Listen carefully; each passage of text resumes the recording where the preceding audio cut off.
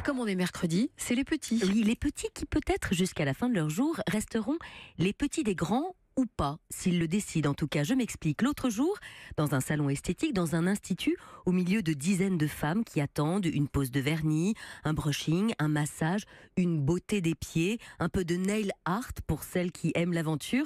Bref, dans ce temple du féminin qu'osent parfois intégrer quelques hommes pour se faire épiler le torse ou les épaules, débarque une mère et sa fille de 18 ans avec les relations d'une mère et de sa fille de 18 ans.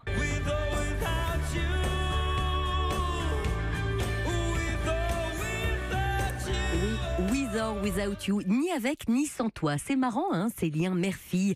J'imagine que ça parle à un certain nombre. Toujours est-il que sur le papier, c'est plutôt chouette, une mère et sa fille qui vont ensemble dans ce lieu dédié aux femmes, dans ce lieu de sororité. Vous savez, la sororité, c'est cette fraternité entre femmes, plutôt que de dévisager la femme en face de moi, de vouloir y reconnaître une rivale qui potentiellement pourra me piquer mon boulot, mon mari, mes amis, ma place dans la société.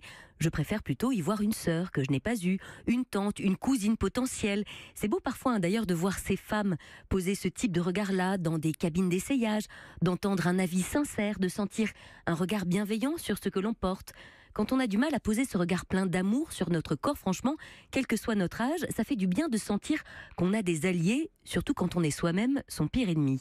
Parfois même, c'est à nous d'aller chercher ce regard quand il ne vient pas ou quand il ne vient plus. Je me souviendrai toute ma vie, pour ma part, de cet octogénaire qui m'avait demandé ce que je pensais de cet ensemble en dentelle qu'elle achetait au rayon lingerie, tout en précisant qu'elle avait besoin de conseils parce qu'il n'y avait plus personne à la maison pour lui dire si cela lui allait ou pas.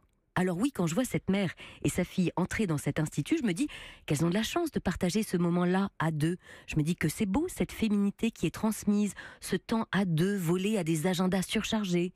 La mère vient de se faire les ongles de pied, c'est le temps des sandales, des explosions de couleurs sur les orteils, et sa fille l'accompagne. C'est là que ça commence. Ma chérie, si tu veux te faire les ongles de pied toi aussi, je te l'offre. Mais la fille a l'air terrorisée à l'idée de montrer ses petons. C'est visiblement son plus gros complexe. Elle ne laisse personne toucher ses pieds. Comme je vois que c'est un sujet, pour elle, je la rassure en lui disant que les dames qui travaillent ici sont très professionnelles, qu'elles prennent soin de nous, que moi aussi, je suis très chatouilleuse, mais que ça s'est très bien passé, merci. Et c'est là que la mère nous gratifie de ce que j'appellerais une petite sortie de route. Ah oui, mesdames, j'oubliais, si ça fait mal, tant mieux, je paye pour ça. À ce moment-là, la gérante du salon m'a regardé avec un air qui en disait long.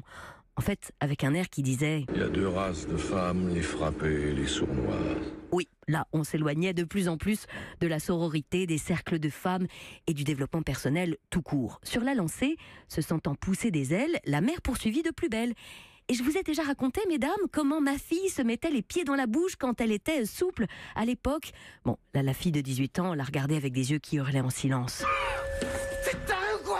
Oui, puis nos regards se sont croisés. Et là, je me suis revue, saoulée, exaspérée. À ce moment-là, je lui ai envoyé, comme je pouvais, toute l'énergie dont elle allait avoir besoin. Parce qu'elle n'était qu'au début de ce long chemin, qu'est l'acceptation de ce qui est, de ce que l'on ne pourra pas changer, de la lignée de femmes dont on est issu, de ce qu'elles ont toutes traversé pour, à un moment, nous donner la vie, et de tout ce dont il faudra ensuite se distancer pour vivre sa propre vie. Bah, tu veux pas faire les pieds, on n'a qu'à faire les mains.